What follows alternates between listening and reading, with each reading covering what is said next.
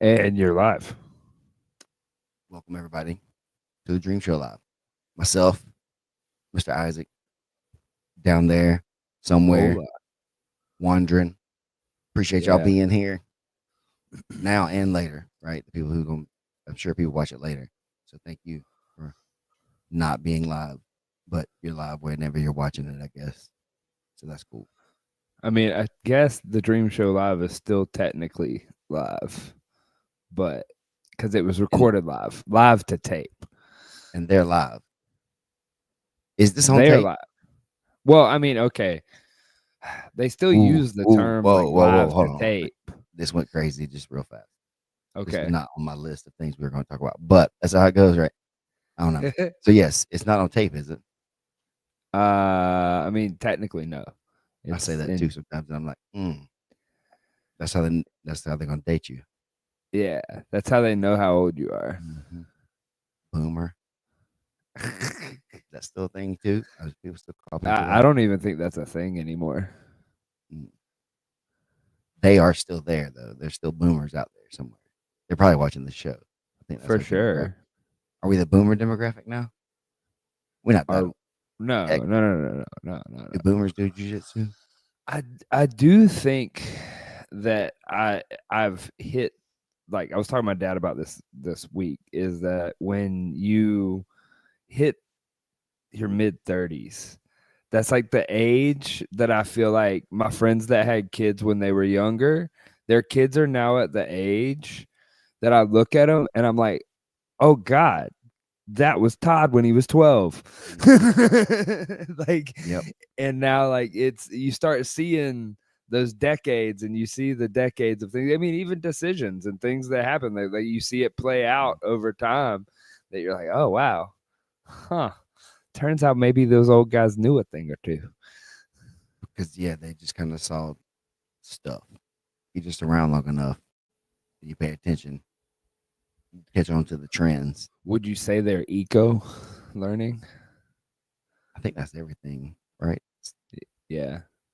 I think that's the ticket to that whole argument that I don't even think is still an argument anymore in the community. But I mean that is learning, right? Learning is multiple layers of how to get Mhm. there, but the ultimate thing is doing the thing. Yeah. You just gotta do the damn thing. And for a long time. How long have you been training, Steven? This is 20. What's the math? Two, 17 years now, I guess, or so. So not terribly long in the grand scheme of things, but pretty long for the average person. Yeah, I mean 17 years. Like the way that I've started thinking about it too is that think about 17 years at anything else. Now I'm almost an adult. I can almost go get some dip across the over there at the store now. Not anymore. With Isn't my it little 21? is it? Oh no, they took Yeah, my. didn't they go up 21 on I tobacco that's products? don't know that. I don't know that. Yeah, yeah, I'm pretty sure they Mm, did. I don't know. It's been so long, but like yeah, 21 I think is the tobacco age now. interesting. And I like I how you don't. laughed at me when I said been so long thinking about when 2118 was, but I mean, like that was a while ago for me now. No, it's the same. That's what I said. I was trying to think about that. It's like when was the last time I got hit? Like when was that? I don't know. It's been I don't know, a long time. That's the thing. That's just a funny like teenager thing, I guess. That flashed into Yeah. my mind. Being able you get legal for stuff. Being excited to legally be able to Turn buy 18, something. I'm an adult now. I can do whatever. So You can put yourself in debt quickly, fast. permanently. 18 years old, they'll slap a contract in front of you that's like a $300,000 loan. They'll sell you a house without a house. Mm, that's cool. So I your mean, dream, yeah. man. I've had an interesting like thought process on that recently with the like whole argument where people go, they didn't teach us how to adult because there's like this new trend that I've seen a couple like headlines where they're like Gen Zers are now taking adult 101 classes because they feel that they weren't taught how to adult. Maybe they'll be the first generation that like learns. And to be honest, man, I think that systematically there was no system that just like held your hand and like taught you how it was to be an adult. But dog, like the information was presented to a lot of us. And a lot of the people that I see complaining the loudest about like we weren't taught how to adult, it's like, well, you weren't paying attention, if I remember correctly, when we were 15. Yeah.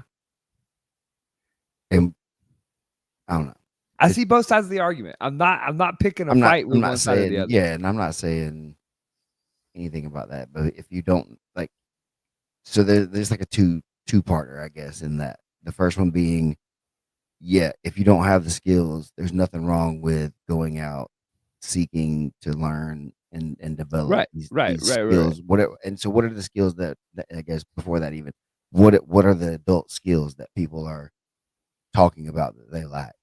Financial awareness is the one that I mostly see people that Oh, are like, okay. So yeah, that's probably a big thing for most people, I would say for yeah, sure. Like I think, you probably have a different upbringing in that way that I think your dad talked to you a lot about that kind of stuff more. It seems like the way that I've gotten to know you guys over the years or whatever, the way that he talks to you and had talked to you. Seems like you had a lot more information about stuff like that than at least what I thought the average kid that I knew or person did, growing up. So I think there's a level of that that's definitely real. Um, I think what my parents did a lot too in that is they didn't shield me from anything.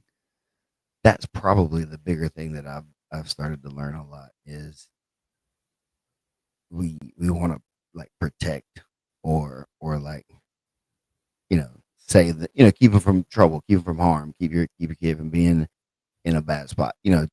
But that's how you learn. That's how you understand things better. Like we just talked about earlier, it's like it's just the way it is. And if you never learn, and not saying everything is supposed to be learned, but it's like a age appropriate thing, I guess.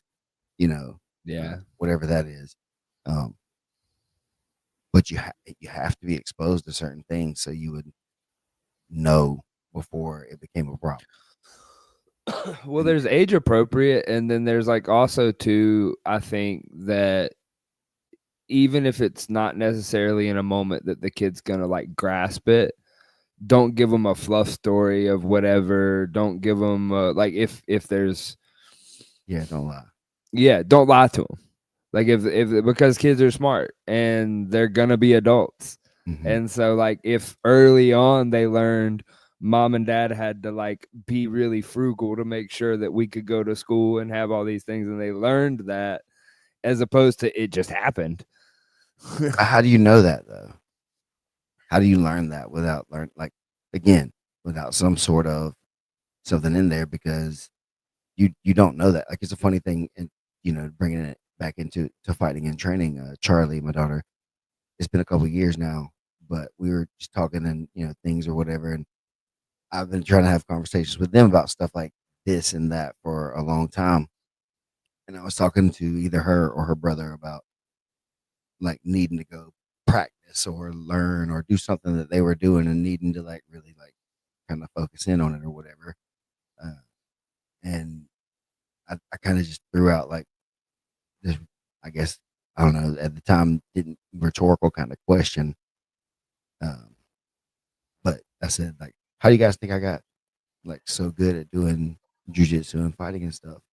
And Charlie, so I thought you just watched YouTube videos because that's all she's kind of ever really Right. seen mostly of her life is like I went and trained, but she's only kind of seen me be one of the coaches and things like that. Mostly in her mind, I've not really been one of the students ever. So she sees you studying. Yes, and she thinks that's how I learned it because that's all she's kind of seen. Like I said, that's the structure she saw for her life, Right. or whatever.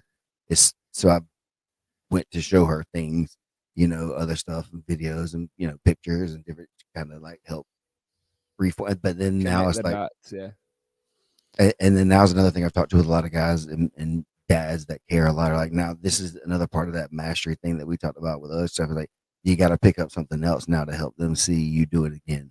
So you learn. Yeah. I got to do something else now. I've been picking up things and trying to do it in front of Mhm. them and show them what it's like when you do stuff for the first times, and it's They can good watch you enough. fail. Yeah, it's good enough, and that's all that really matters. And if I'm enjoying myself and it's not hurting anything, then let's go. Let's So do so whatever. you answered your own question though, is that how do you put that in place when there's nothing in place? Well, they just come with you while you're learning those new things. They just learn alongside you. That's like But that's again okay. So then we'll get to a deeper argument about the way society is now versus maybe another generation ago or the yeah, generation before that, even where you could just load up in the truck and sit outside the stores and everything all day and just ride around, hang out like that. It's not a thing now to where people are really not able, I guess, but it's just not the way it's set up. Everybody's disconnected and run around here, run around there. Kids are in school for 8 to whatever hours a day. People are working, trying to go pick them up, trying to do an activity, trying to have dinner, trying to have dishes, trying to have laundry done. Is there a project that you got to get done? You know, anything like that. So it's a bunch that's going yeah, on to where you don't have the opportunity to model always everything that you might want to. So I'm not saying that you shouldn't or can't, but I'm saying that it's definitely I can see the struggle in doing it all. yeah. No, it's not easy for sure. But also it's proven so far that it's a lot harder if you have entire generations that all they did was go through that system that you just described. Oh, I know. I know. That's And true. we're choosing to be a part of that. You know what I'm saying? Is it you to some extent? I know that there's situational things and stuff like that, but like Yes, and yes. It's it's a thing as a whole. Yes, as it's a whole, it's a choice. yes, but now that it's so ingrained and stuff, it's really hard to break away from that culture or break away For from that sure. that mindset of like you need to go to the school to be there to learn. That's the only way you can really get educated is to be in school learning. Uh, so it I think a lot of the people that go into school, this was something that like I think I saw because I didn't go to like regular school or whatever. I went to school when I was in high school. Like I was homeschooled up until 10th grade. But mhm. when people say like homeschooled, you think like overalls, long jumpers, like people just out in the woods that aren't going to school, but they're just, there. Like Some a log cabin school, which yeah, like so look, that exists for sure. But for the most part, everybody that I know that's been through those things, it's another system. Like the homeschool has a system, and there's like higher like where you're supposed to like be looking for to get the education. So you get all your different curriculum. That was the word I was looking for, curriculum. And then like that's what you follow and whatnot. But the big thing that me and like my mom really instilled this in me, and then also like the other friends of mine that have been through the kind of the same experiences that like I also learned to take that curriculum and then leverage it by figuring out where did that curriculum come from. And like so go further into the authors, go further into the stuff. And like so I learned to like see how I could pull things from what was there.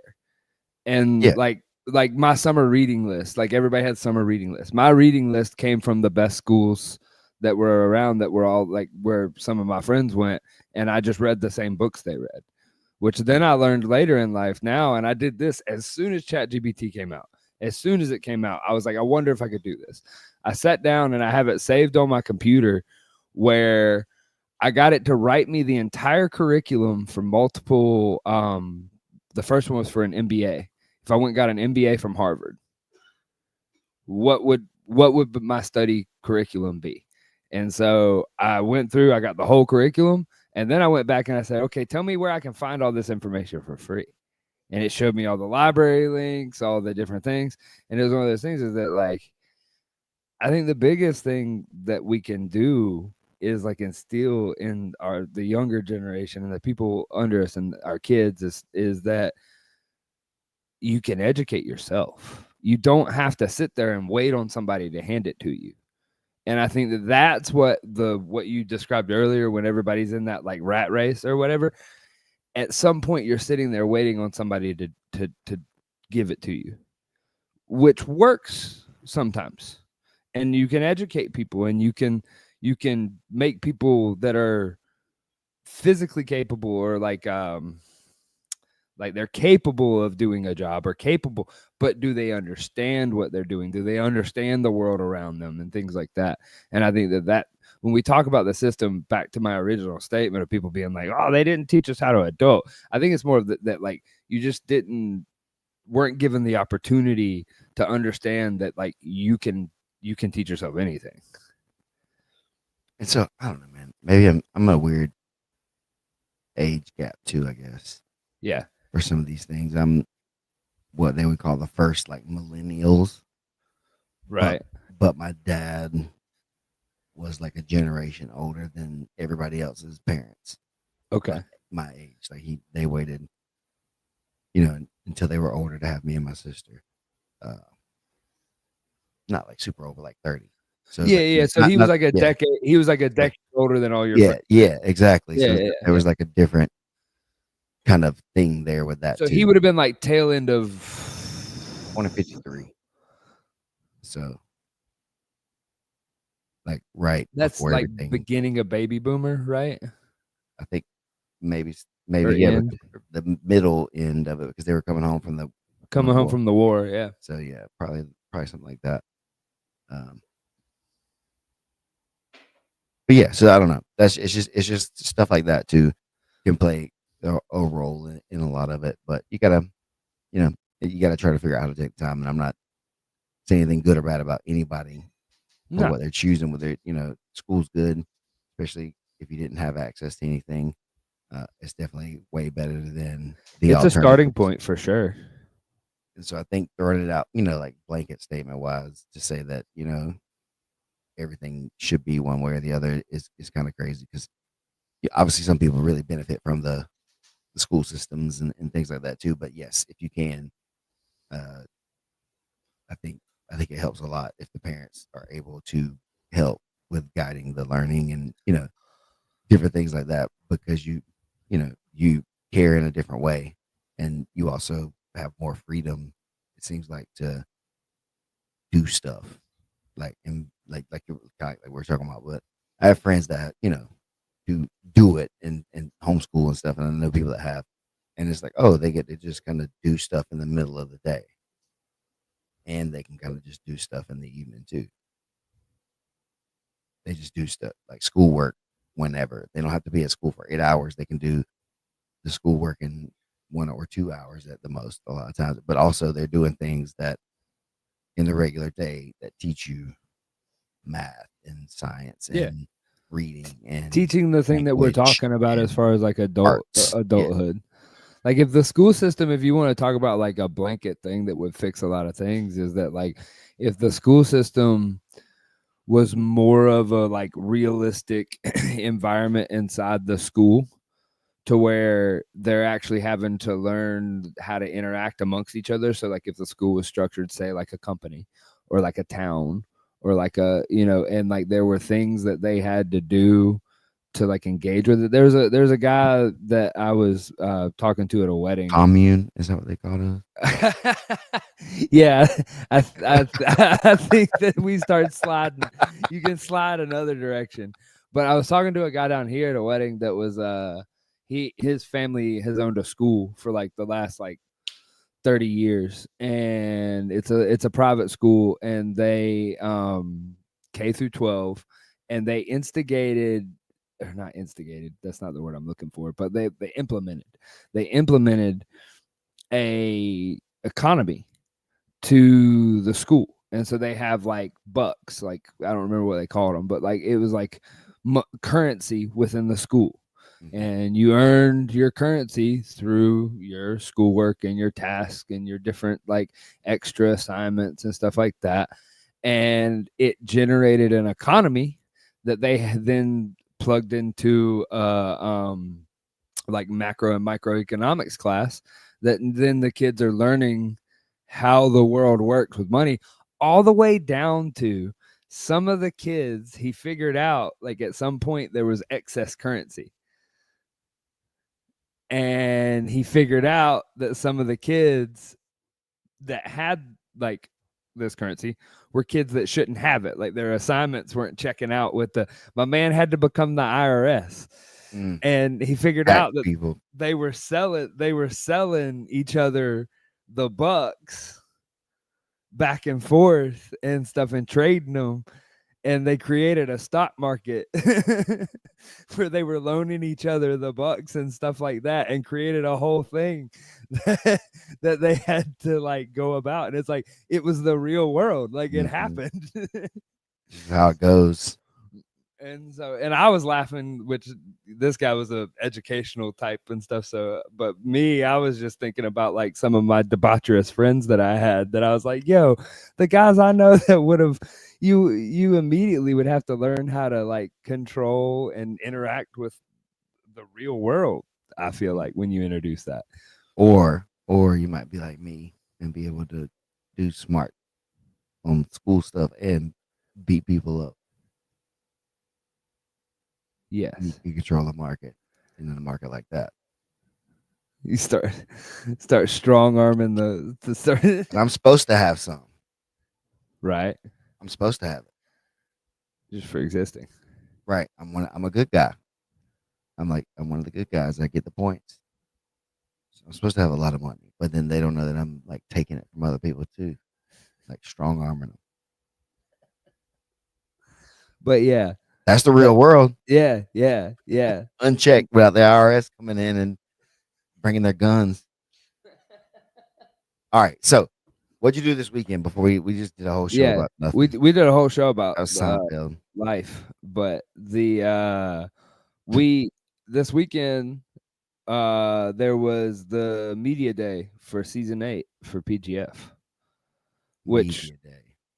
that was pretty cool. Like we've done media like lead up and stuff for seasons before, but we've never had like the like professional athlete thing where it's like they come in like they're dressed up. Like we'll do it like the night of the draft type of thing, and we're trying to like put together a bunch of packages. So like on a side note on the PGF, this shifting to the full season format, I'm pretty excited about. Like I'm pretty like this is pretty cool because from a production side of things, it spreads it out to where it's like, oh, this is going to be a lot of work for a long time.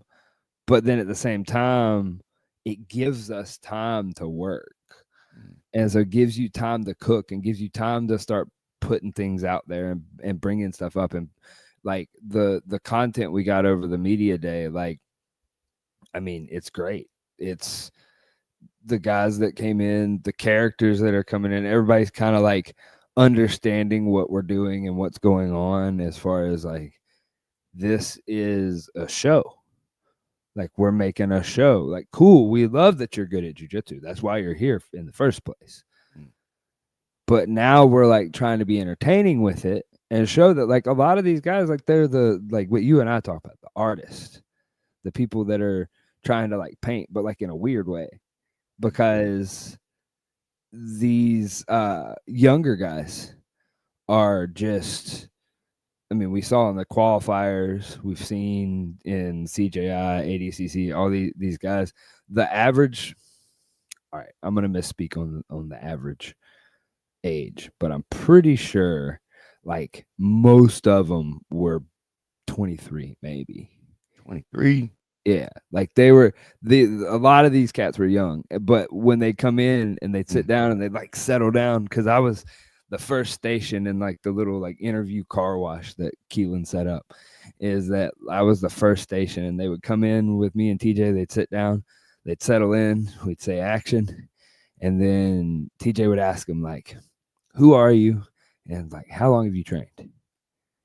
And they'd sit there, they'd say their name, and they go, I've been training since I was 4, so 17 years. And you're like, huh, They just okie like me. dokie.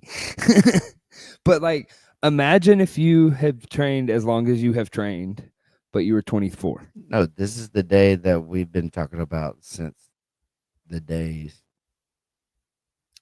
They're here. once it became this thing, it was done for the other guys. Probably.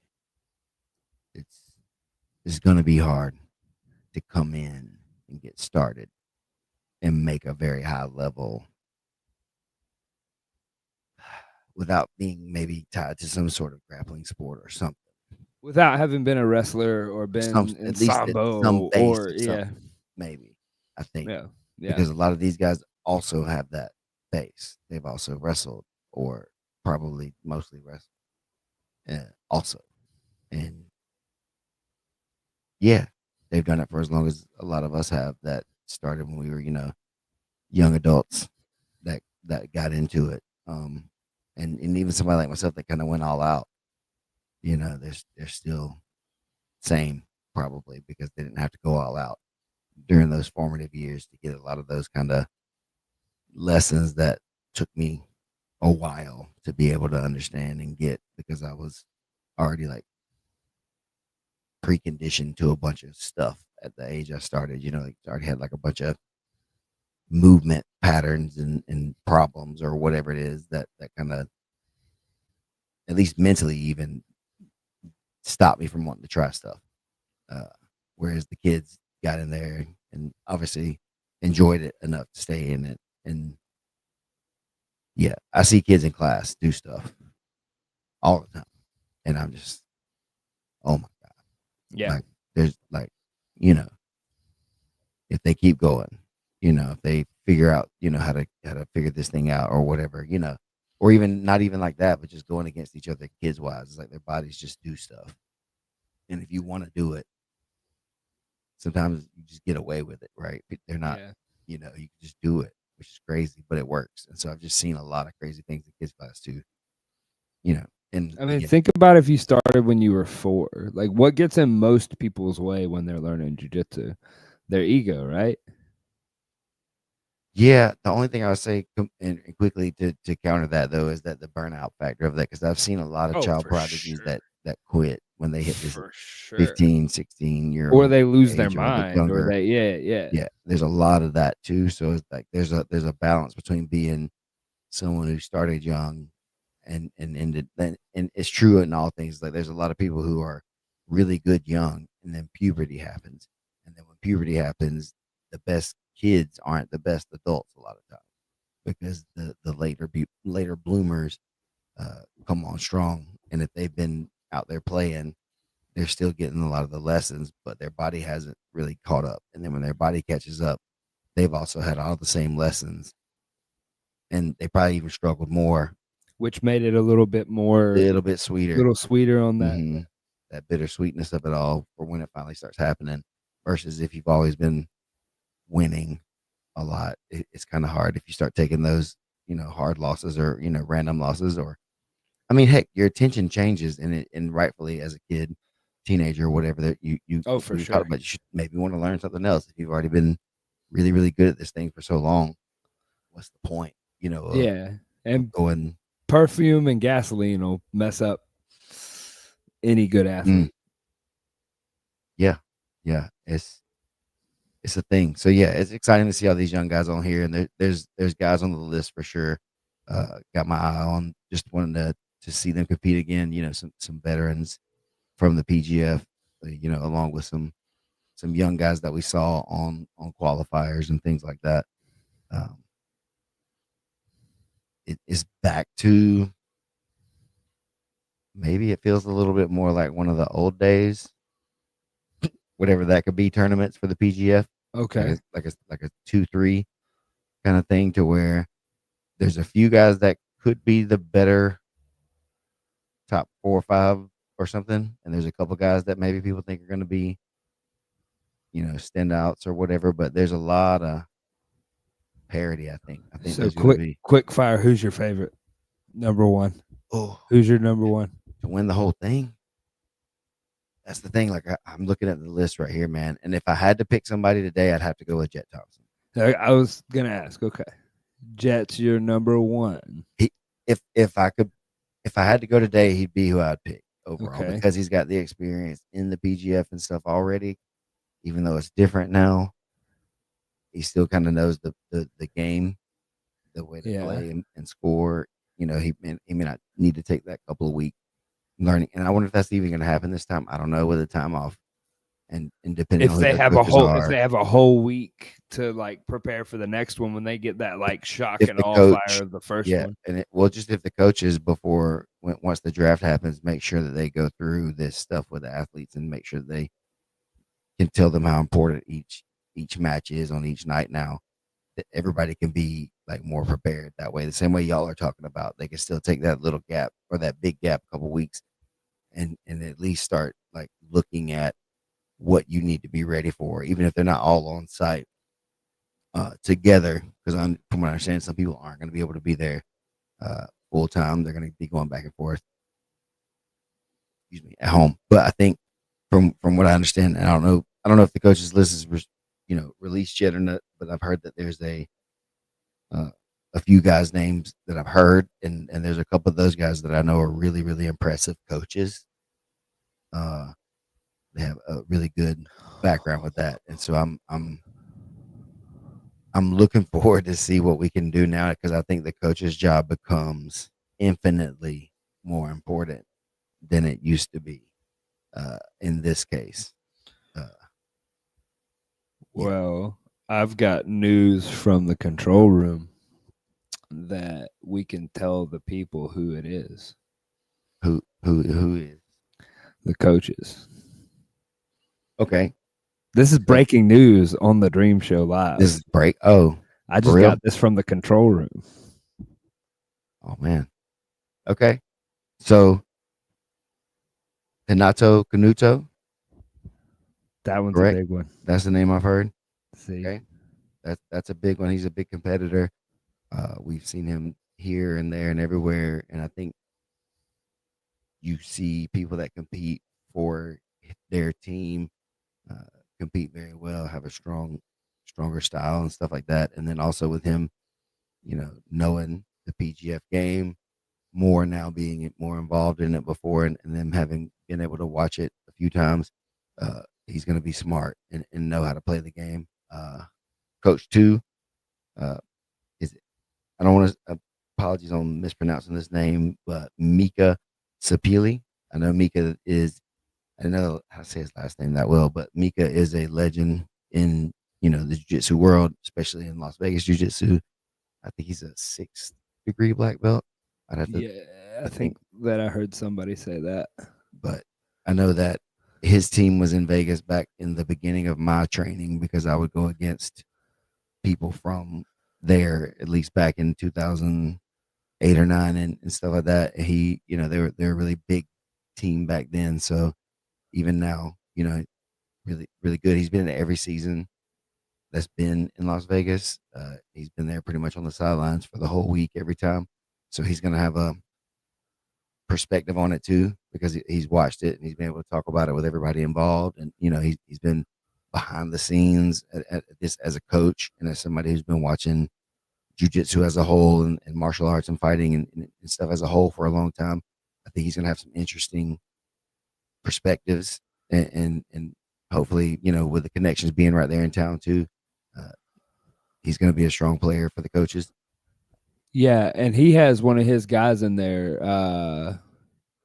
I've heard a lot about Robert. Is it Blackledge? Blackledge. Yeah, yeah, that's one Yeah. of his guys. I was What have hearing you a heard, lot of good what things. have you heard about him? I just heard he was good, dynamic, like good things. It's one of those things that I just hear people talking, like when I'm standing around in these groups and like at the media day.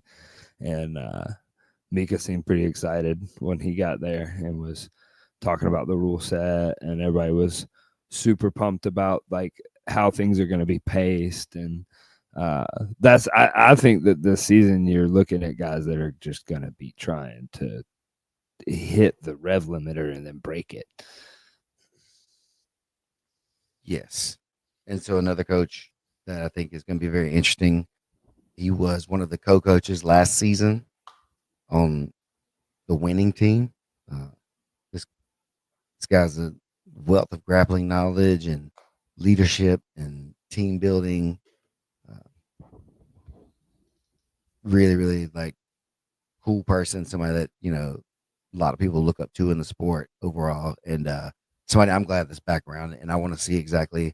He's somebody I think that's going to do really well in this format because he'll understand how to prepare every week and be ready for these things in a way because he's done it a lot of times and he's coached a lot of things like this. But Ricky Lundell is going to be back, and he's one of the coaches for this season. And like I said, I'm very excited for that because he was one of the really fun people to get to talk to and listen to talk when he was trying to coach or tell people stuff during the last season. So I'm very excited to have him back as one of the coaches. So that's another, as far as coaching goes, this is why I think it was exciting that they're the format switched too, because these guys all have different takes on that and can bring unique strategies to it or whatever in that way. And then the fourth coach, really would need no introduction either, but we'll do one because y'all don't even know who it is, and we do for just another like 3, Just hanging on to that. Just 2, keep basking in the 1 second. knowledge. It's the Ninja, Andy Varela, PGF champion, coming in to oppose his friend. Friend of me. Yeah, Hanato, they're buddies. That's fun. That's always gonna be a good thing because they're competitive like that with each other anyway. Again, knows a lot about the sport, been involved or the game specifically the PGF. Obviously, won a season. Been paying attention. He was around a lot during last season, just kind of keeping up on things, not coaching or doing anything like that. But he's definitely been keeping his finger on the pulse of everything, from what I understand. For sure. And he's going to want to win. And man, if you've seen people that trade with Andy competing online, His kids are terrifying. bro, we were at the ADCC Vegas thing here, and we just happened to be like right beside one of those guys. I can't remember the kid's name either, but I was like, oh, that's one of the kids that trades with Andy. I just saw him, and I was like, that's definitely that kid. And man, he looked really impressive in person. Just really tenacious style and um, Dynamic. yeah, just in tough as nails too. Not backing up an inch. For anything. So that kind of stuff, like he's going to be bringing that stuff to the room, and he's going to want to win and be the first person to be the PGF champion as an athlete and the PGF champion as a coach. That would be Oh, an a champ amazing storyline, storyline would be bro. great. Yeah. Who could take he might that could beat Elijah maybe for top like winner in PGF history, even though it's only going to be 2 seasons, but that would have been once for athlete and once for coach. Man, that's putting you in the Hall of Fame that's going to exist in short form right there. So I think that'll be a fun thing to kind of watch and keep an eye on is to see how Andy's going to be maneuvering and which way he's going to play this with his guys. A little side story about Andy, that when we were in Vegas doing I think it was the first qualifier we did out there, but we were out there doing a qualifier and I was sitting there filming something, an interview, I believe, and there was like all this commotion behind us. And then his kids, like the kids you're talking about that are like I don't know how old they are, but they're like teenagers, like young teens. And they all come running in all like rowdy and excited. They come in with this other kid and they get in the middle, and Andy gets out there and goes, "All right, y'all ready?" And then like these 2 kids ended up just grappling right there in the mat because they were out front, like throwing the football in the parking lot, like while we were working. And apparently they were waiting on us to get done at that point because some other kids had come up from the neighborhood and like we're like, hey, let's throw the football. What do y'all do? And like found out that they were all like jujitsu kids. And this kid was like, oh, I can wrestle you or whatever. And they got in there and he wrestled the kid. And I think the deal was is the kid lost. He had to like come to class. And of course the kid lost, like, because it was like Andy's best kid. And you were just like, oh my God, you don't know what you just walked into, kid. It's a good lesson though. But yeah, and like he sat there and there was like all this excitement. They like hugged the kid at the end or whatever. I don't know if he ever came to class or not, but it was a really cool story. And I think I have it on film somewhere. But Got a bunch of them on film somewhere. that's bro. Don't even It's somewhere. I'll get it to you. I'm cooking. Let me cook. I'm trying. This is a 5-star chef. This meat is gonna be when it comes off. I'm gonna you gotta hit it with that salt bay. Let that boy cook. He's gonna be cooking and marinating for a long. It's like a 30-year dry aged steak. That's what he's going for. I don't even know. Moral of the story is that like Andy, I'm excited to have Andy in the in the season again because having him at the media day, it was really cool. Like we were sitting there talking, and he has his guy Brady Branscombe. Brady, yeah, his guy, and they were there, and it was kind of late in the day, and it was like it's a long day. Like the media obligations of a professional athlete is grueling. Like it's tiring. You hear that a lot, right? Yeah. And people places, people roll their eyes and like, yo, come spend 10 hours at a like shoot, like, and tell me whether or not you're having fun. Like, and so it's the whole point of it is to help them build their platform and build their character and build out what they can make a profession out of. And so some guys get it, some guys don't. And it was really cool to see that like Andy gets it.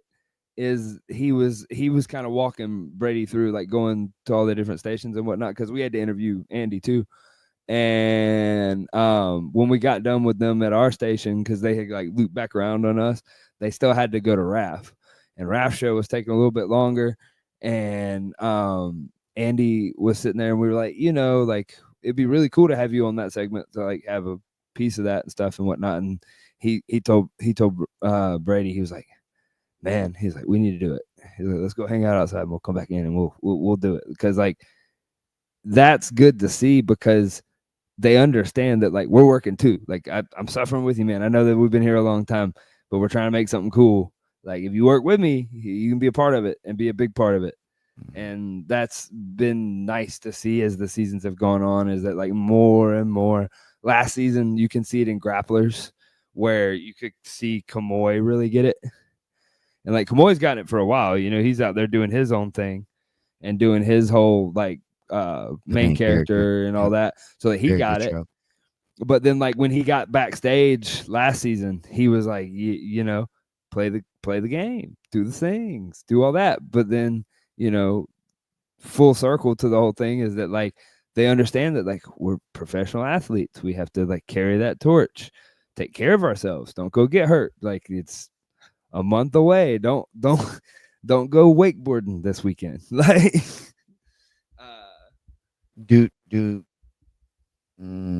is there any? I don't know what the word might be better, but training for them in general for the guys that come in. Does the PGF media team provide any training besides offering them to speak up candidly? Most of it has been the candid thing. We don't have formal like media training for these guys. That would be a future thing that would be pretty beneficial for them if they're not already like seeking that out, because like you can find people that are definitely media coaches and stuff that are like talking about it online, but like at the same time also part of that, when you look at a lot of professional leagues, that comes on the team. Yeah, And It does. that's something that's interesting, that as we develop as a league and as things kind of grow, Mm. if there's more of a permanent state of a team, then the team So can kind of start to pull this, that, like, setting that up. that's new news as well, right? Yes. That was released, right?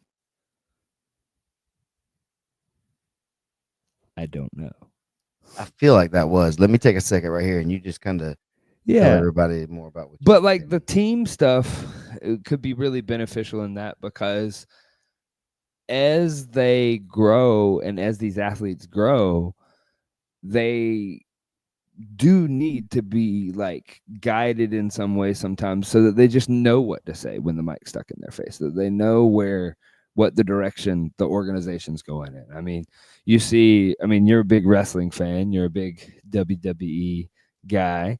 Like, they they fill in the wrestlers on the storylines, Mm. and they feel it because, like, they're improving, they're out there doing their thing, but you got to know what the ultimate goal of the company is, right? Yep. And so I think right now, based on what we were just saying to each other too, I think that the coach is the person kind of Yes. that could be the one similar to with Andy, just kind of taking on the role anyway. But I think that that would be right now the appropriate like one for that job. Um, Being that these coaches are locals and different things like that too, you should be able to get a different feel for it. They're all there. You know what I mean? So if you go stay there for a little bit, if you want to spend some time with them, that's also easy. And I think that that will be important for them to be able to have that stuff going on. Uh, since the teams are all just PGF, the coaches are the individual parts of that. Other than not, making an official PGF media like trainer, something like that, liaison, something like that. Somebody that kind of gives them something. That way they'll know what to say, but also like, hey, don't go up there and like do this crazy stuff that and Yeah. not crazy is bad, but like the crazy stuff that's gonna get you in trouble or get us in trouble or get just Yeah. make a bad kind of thing for Yeah. yourself, right? Just kind of teach more stuff like that. I'm saying it would probably be good for a lot of us uh in jujitsu because or martial arts in general, I think too, because it's just not been or it's just not something that's taught a lot. Media Well, literacy. we've been on the fringes for a long time, and on the fringes anything goes, right? Yeah, and that's been And okay, but now I right. think looking at professional, if these young men, coming up being professional, I think learning that stuff is going to be a craft that they need to develop, and whether that's PGF provided or not, they should do it on their own probably. For But I sure think they should be it would doing it on their be own. If your it goal would is to be a benefit the professional, league if they had that kind of thing also somehow. Even hmm, if your goal is to be anything other than maybe that already happened. I don't know. what?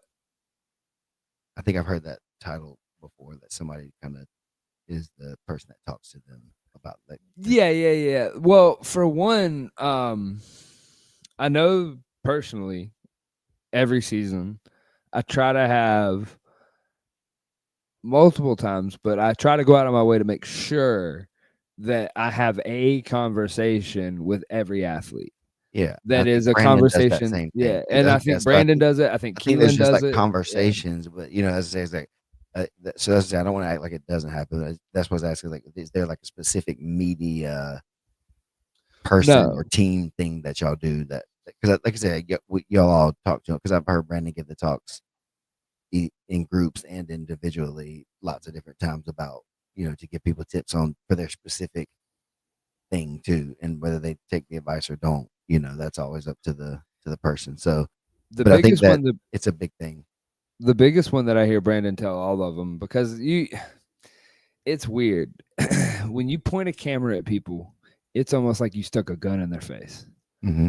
And so, like, you have to remind people to just be themselves. And that sounds cliche and stupid, but it's like, no, no, no. There's a part of you that you know why people like you or dislike you. Those are both options. take whatever that is, turn the knob to 11, and just be who be that line. Now, to your point earlier of people being crazy or like doing the things that get you in trouble,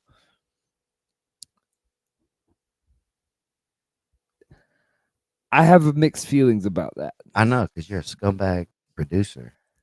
You want Yes, you want that salacious content. but all I want is what the people want in that to defend myself. That's what you again. That goes back to the other thing is that you can get out of that. Okay, okay, I feel you. I feel you. But we're when okay, now we're off on a side Uh track huh. that I was thinking You're is trying to make me feel bad. no, Now make like you feel bad. everybody wants to tell you like what is and isn't safe and what is and isn't allowed and what you are and aren't allowed to do as far as big brands and big things like that. But then you go flipping through the catalog of things that have worked.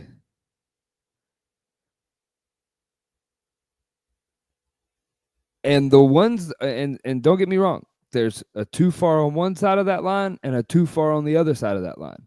There is. The ones that are uber successful can blur that line. Mm. That's and then the ones that don't go to jail. Right. I was like, because there's too far. There's But too it's far the other way. immediately too far. That's the thing is like it's right there. Dennis It's Rodman was my favorite right basketball there. player growing up. That doesn't surprise me. Mandy too, actually. Funny. She liked his hair. Yeah, the crazy hair.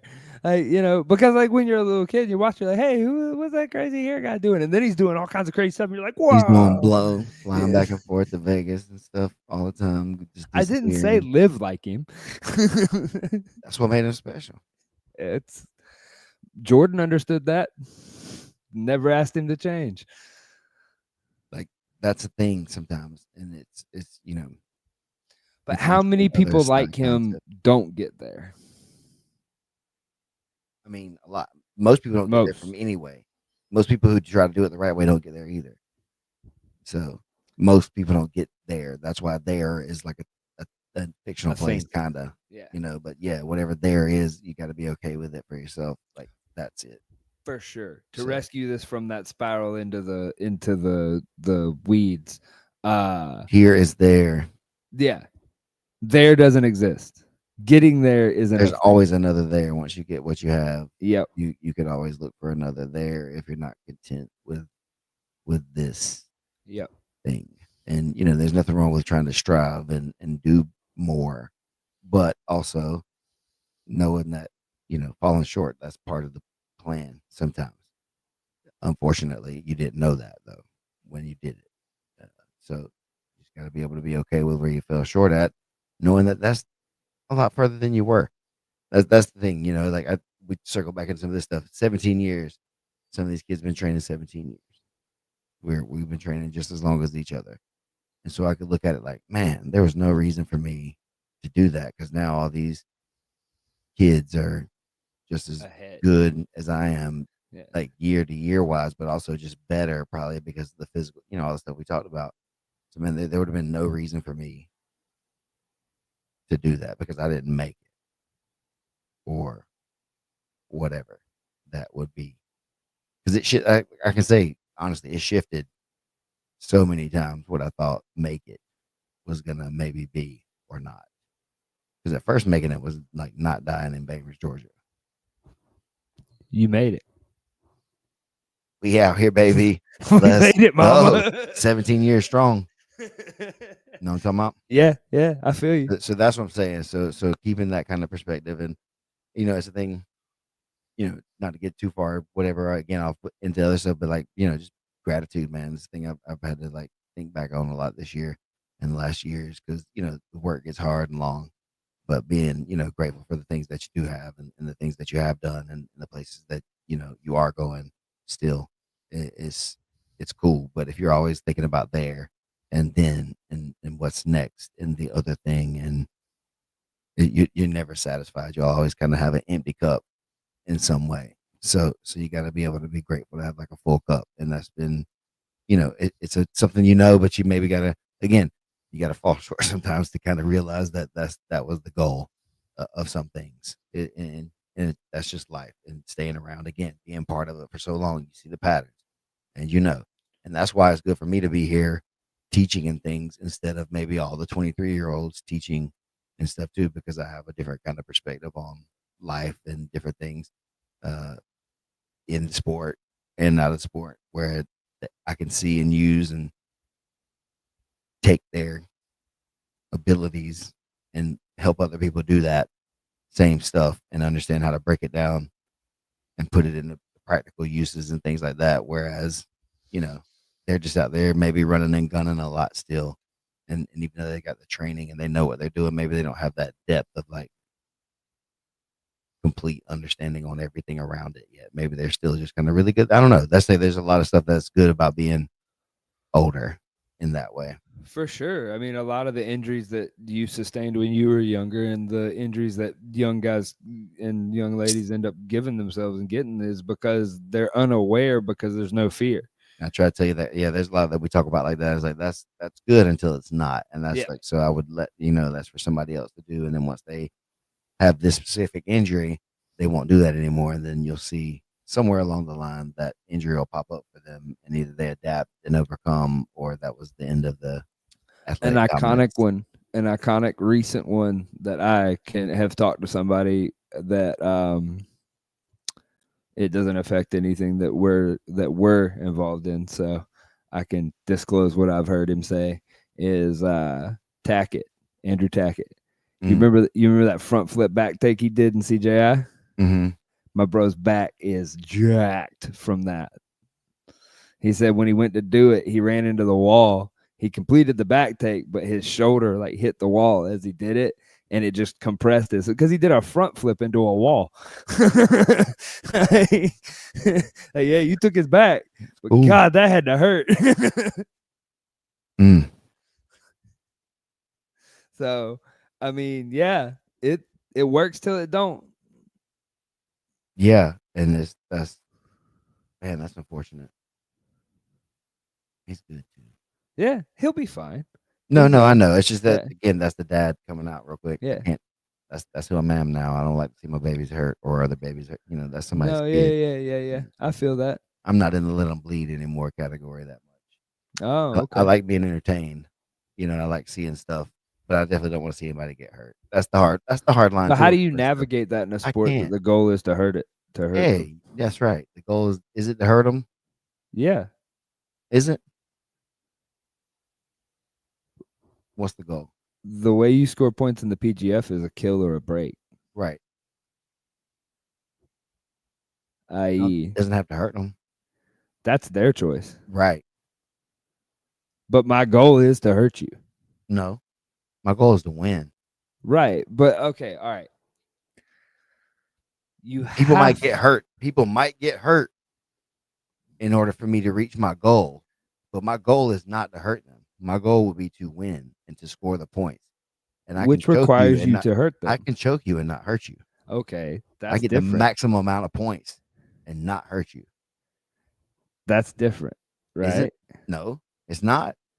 It's your Because goal. you can make it your No, you goal want to to get the muffle choke. people. You want to put your two hands over people's face and just suffocate them because you like that. You don't want to be like technical in that spot and try to use a more delicate, you know, finesse approach. You like to be rough. That's what you like. That's why you think that way. No, I'm just saying that like the goal. What is the goal? The goal is a break or a choke, The goal would be to win. which requires a break or a choke, or Okay. which And then so a requires choke scores the most points. right. So then So the the goal should probably be ultimate like maybe that, okay, I feel that you. I feel you. I feel you. I feel you. But like in 6 minutes, we all have realized that that's that's still the thing. I don't difficult to have to do. hurt you though. Like I don't have to think that I've got to hurt this guy. But what about the guy? So say, see, you'll keep going back to the choke. You have this little trump card you're gonna throw at me every I time. But some guys, like you put them in a leg lock, and they don't respect it. Yeah. So then you have to break their leg. So I have to hurt you. In that case, you might, or you might need to look to go to something else. I guess my question is that like to some extent You have to be willing to you hurt have to be somebody. okay. Yeah, you have to be okay with hurting somebody. Yeah, you have to be okay to accept it. But I think that's, almost in everything. Okay. On a conscious level, it's the same choice. Okay. For you to win, somebody else needs to lose a lot of times, or unless you're on a team, in which case, still another team loses. And so you could be looking at it. That's interesting. I mean, that's interesting to me. It's like with MMA. Like when we start like splitting hairs and like creating these rules to like make MMA safe and stuff, and be like, but the whole point is to dismantle the other person to be unwilling to continue. Mm-hmm. That's the point. No, like when we take it out of jujitsu and into a fight, well, the point is damage. So why are like to some extent, why are we talking about safety? I'm not saying this is what I believe. It's a question. There's a question. There's a question.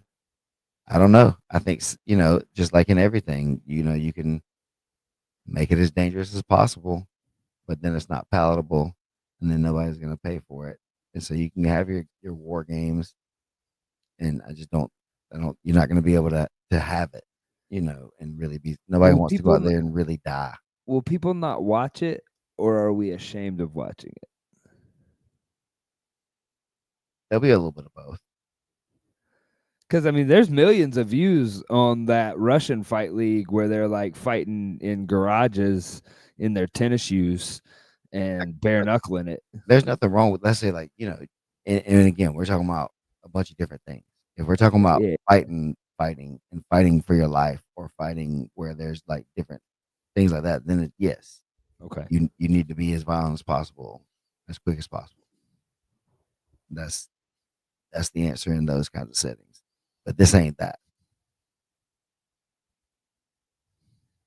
because I can't just do that. I got to be calculated at least still, even though it's just a 6 minute sprint in jujitsu. It's still not me being able to get really dirty and violent fighting you in 6 minutes. To Which I could, really make that you could 6 minute submit sprint. somebody a lot more without all these rules we got in jujitsu.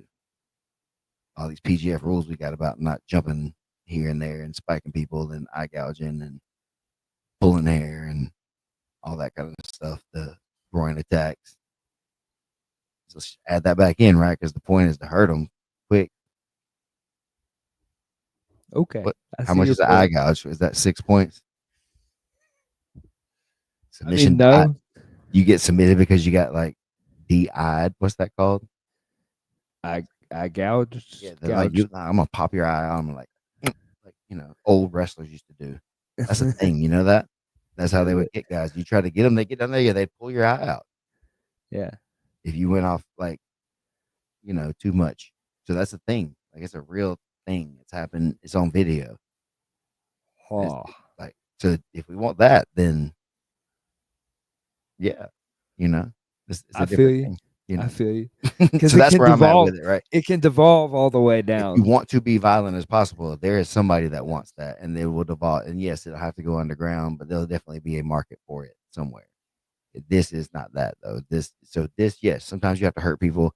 Yes, you have to be willing to hurt people, especially if you want to use joint locks to finish. But that is why the 6 points exist for the kill The higher in that way, motivation because should be you towards don't, the kill. one, you don't have to hurt them, but two, they're done when it's done.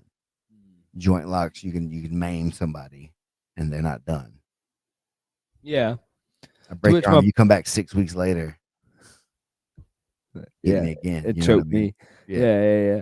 Yeah. Well, and I mean the break.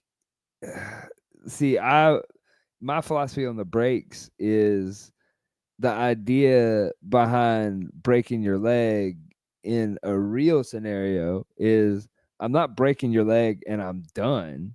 I'm breaking your leg and then now you can't stay because, which we all know most people, if you get heel hooked and you blow your knee out, you're not gonna continue fighting. People keep fighting when they get But there shot. are people. That's what I was gonna say. People do, and so it's like you when we're talking about that break and it being as catastrophic and whatnot, it you're just trying to break them down limb by limb when you're at that point. Yeah, that's what I'm saying, man. It talks about what it depends on where we're going with it. Because yes, if you're trying to hurt somebody, like if you're trying to finish them, then yes, maybe starting at a joint lock to hurt them, and then maybe having to do another one, and then eventually you could do whatever you got to do. That's definitely an element of this thing that is important, But I think that's the least amount of what people do in jiu-jitsu. I mean, have you ever watched John Wick? I've seen dudes get their arms just like kicked, hyperextended, and then they throw a punch 3 seconds later, and I'm confused as to how that works. Adrenaline. I feel you. I was making a joke about kung fu movies and John Wick, but I don't know, man. I think more people need to get in more life and death fights, and then they'll have a good perspective, maybe. Not wrong. Just alternatives that your perspective might just be wrong, unfortunately, and then you die. Yeah. I'm not sure which hill I want to die on exactly, but it's not whether or not the inside Kazushi if it's there, it's there. Like you could, totally break, for sure. All that stuff's valid. And I don't even know where we're going with that. But yes, in the PGF thing, the want to hurt somebody to me is a little bit weird. Okay. You can need to be dominant. You can need to wear them out. You can need to take them down or whatever, wear them out gradually, kill them with attrition in that way or whatever, but I think sometimes wanting to just hurt them makes you be rough for no reason. Like you're being overly aggressive, which then opens up gaps and makes that's why I don't need to just hurt you. I need to systematically break you down. Yeah. And that doesn't always have to be some sort of break either. If I can make you tired, right? If I can just make you tired first, then everything else starts to get and dealt that's with that Jedi stuff of Yoda telling Luke your anger isn't what you want to feed on because you can't see clearly, you can't think clearly if you're angry. You know the guy I'm talking about that grabs you and you're like, oh, you want to hurt me? Yeah. And that's the thing, you can again in the long journey, yeah, anger can fuel you. Anger can be a great motivator. Anger can get you through a lot of stuff, especially tough times physically like that when you're having to deal with that stuff, for sure. But also, it's not the emotion that you want to lean on in the hard times. It's not what you want to feed off of. It's not reliable. It's not reliable. So you want to be able to have that, space for that to where again, you're willing to do it if you need to, but the want to shouldn't necessarily be there. Well, back to your number one pick, Jet Thompson. Look at him in his season where you could see where he opened some guys up a couple times where he was doing the little face push. Yeah. And he wasn't really being vindictive about it or smother. It just he stuck it in there all the time and it was just annoying. And it was just where you're just all right, look. Right. And that's that. He wasn't hurting anybody. Yeah. With that, but that was annoying them and that made them want to hurt him. It gave them got them to open up. And yes. So it's a thing. If you the want to hurt them is it's a tell. As I had this conversation with somebody the other day. Sometimes playing poker when you're out there with somebody in a way is we all know what the cards are and we all know the combos and we all what I mean. So are you bluffing? Are you somebody that bluffs? Do you bluff a lot? Do you only bluff when it I've called on, he really only bluffs when it's in his favor though. You know what I mean? Stuff like that. You start figuring out that too. It's it becomes the one-on-one game is different than two because everybody knows the moves. We all know the moves, right? So then it's reading the person. And so then if you play the same person for a long time, you can start seeing those tells more, right? So putting yourself in the position of just like control, or not even full control, even, but just like you're giving some, taking some, right? You can start like reading what they like to give and what they like to take, and so you can pick up those kinds of patterns in a person, and then when they get tired, everybody gets a little more erratic. Yep. The more tired they get, the more erratic they get. Decision making goes down, physical response time goes down, stress level goes up, all kinds of things just start really going bad. So that's the thing. There's that sense of it that I think is more what is a jujitsu thing. But there is an element of, you got to be willing to hurt them, or they're going to get away, and they're going to hurt you probably when they get their opportunity because they're willing to. I guess like that whole conversation is that when you do have it, like you can't hesitate. And so the fear of hurting somebody has to be gone. All gas, no brakes. You got what I mean? But some people misinterpret that and then they Yeah. just burn up. They've And been then they ain't muffling got no people brakes, no gas, no inappropriately. nothing. Yeah. You out of gas and you never have brakes. You never had brakes to begin with. You had the e-brake up the whole time and it wore off Gone. 10 miles ago. Gone. Here we go. Tuck and roll. That's what you did your brake falls for all those years. Brake fall, baby. For this moment, you know. That's good. Well, Listen, I got a beautiful team name. let me hear it. I'm gonna tell it to you off air. Okay, off air. Okay, you It's can tell coming. me off It's air. coming. But I'm listen, excited. everybody, big things, big things. So many fun things coming up. One thing that's coming up is I have weaseled my way into a volunteer role at the kids banana ball youth camp Thomas is doing. She. So I'm gonna be trying to perform whatever stuff to learn. Teach me this performative art you guys have Are here. you okay? So it's like a bananas baseball. So like their Kids, flavor for yes, kids, kids. yeah, kids are coming in from all over the country, and like they're doing like a tournament and like a few days of like games and different. They're pairing them off into different teams and age groups and stuff, and they're gonna teach them like some of the dances and the trick plays and stuff like that too. But then that the entertainment part of it is definitely gonna be still like part of what they're doing for the kids. So they're doing a whole thing with that stuff, man, and I'm That's super cool. excited. I begged my way on. I was like, please, like, if y'all need volunteers, please. I do all kinds of stuff. I'll be a prop. Like if you need somebody to like jump off of or something, I don't know. But I think it'd be fun to be able to see something like that. Just kind of watch a lot of what they do and be able to absorb it. Like we talk about with a lot of stuff is that I think that's gonna be very fun. So hopefully some of the ideas that I've already got with some of the ideas, seeing some of the execution, maybe Kind I of would like say mixing better. it in. Yeah. Yeah, learning how the another chef kind of does their work, so to say. 'Cause Yeah. we know how we do it, right? But there's always things that we could add and take away, and especially for somebody like myself, again, I could learn a lot about this performance side of everything like that. So that's kind of what I'm interested in being able to do is watch them, and then also get the coaching tips to be able to help my kids and the other kids around here, obviously too, with that I help coach with stuff to make it more fun and want them to come back and like, kind of like the things is like there's a Is it a line, right? day camp or is it No, like it's like multiple four days? or 5 days. Oh, damn. Okay. Yeah, Okay. Okay. yeah. We're going out there You for like going to 4 5 summer days. camp? Yeah, son, I'm going to play, dog. That's just so exciting. That's what I'm saying. My boy, got me in the door. Uh, That's cool. yeah, so it's fun. And this is like the week before a week or so before the first week of the season.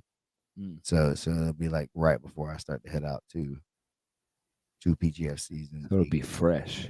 Yeah, I'm gonna be ready to play.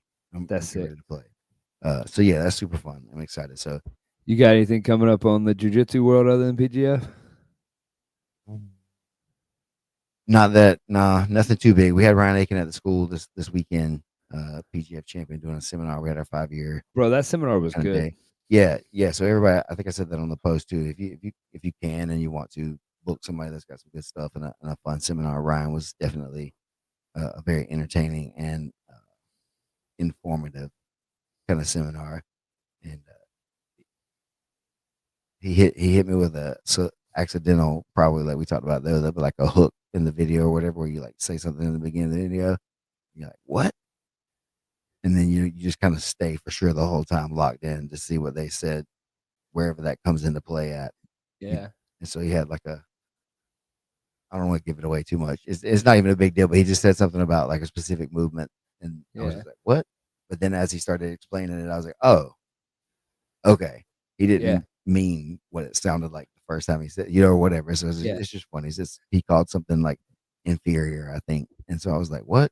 I've never heard that before. Yeah. It was the But then inferior thing. yeah, and it was just like a later part of like the series or something like that. It's And like, that's oh, why that's why you called it was inferior. it Now was it isn't. later. Yeah. It's like, Yeah. okay, all right, Yeah. I got you. Right Yeah. time, right place kind of deal. It's that Yeah. whole thing, timing. Yeah. Yeah. So That's something that him and that crew I think are really good at. That like timing. timing, like they do the right move at the right time. They And know I've when. heard like Sean coaching them. That's what he's coaching them on. He's like, yeah, yeah, now. Mm-hmm.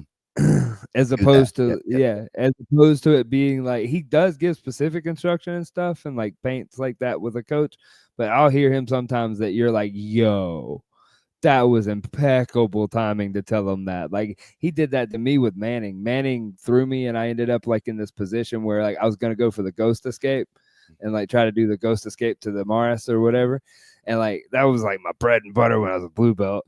And I was like, this is gonna work. And I went to do it. And he like told him, I don't remember the exact instruction he told him, but he told him the right moment to grab my far shoulder and grab that like tricep and pull it up and do that like judo, like pulling your shoulder. And I was like, oh no. That was really good. Mm-hmm.